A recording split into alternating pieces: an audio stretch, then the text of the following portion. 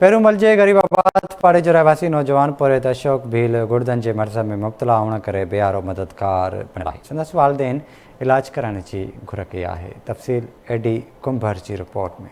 ये नौजवान पेरूमल जे गरीबाबाद पाड़े जो रहवासी आहे। गुज़िरियल 1 साल खां गुर्दन जे मर्ज़ में मुब्तला हुअण करे हलंदड़ फिरंदड़ अशोक भील हलण फिरण खां लाचार बणिजी खट हवाले थी वियो आहे।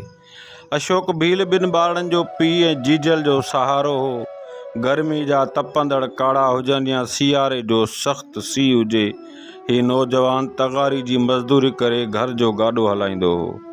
संदुसि बीमारी खां पोइ संदुसि घरवारी ऐं अमड़ पोरियो करे ईंदियूं आहिनि, जंहिंसां संदुसि चुल्ह ॿरंदो आहे।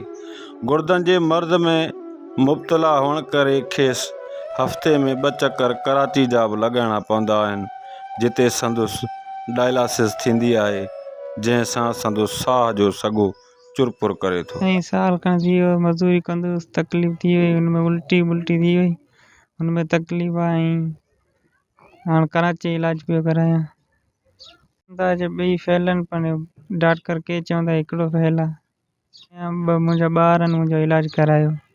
डॉक्टर चवनि था कि गुर्दा 2 भी ख़त्म आहिनि। गुर्दन में तकलीफ़ आहे इनके। 1 पुट आहे, गरीब जी केर मदद कयो बा। ये तगारी वारो कम गरीब माण्हू बा। ये मुंहिंजो पुट आहे, इन जी मुश्किन जी तव्हां ॿुधो तो जो इलाज करायो। गरीब माण्हू असां खां कोन थी पुजे। गुर्दा फेल थी आहिनि। गरीब माण्हू आहे वीचारो, कमाइण वारो घर में केरी कोन्हे, हीअ अकेलो सिराए ऐं गुरबत सबब इलाज भी नथा कराए सघनि। हीअ असां वस वारनि खे अपील था करियूं, शादी आता मरी ऐं वस वारनि खे अपील था कयूं त महिरबानी करे हिन ग़रीब जो वधि में वधि मदद कई वञे, इन जो इमदाद तौरु इलाज करायो वञे। गुरबत ऐं वधंदड़ महांगाई सबबि हिन कुटुंब खे कॾहिं कॾहिं बुख ते बि सुम्हणो पवे थो।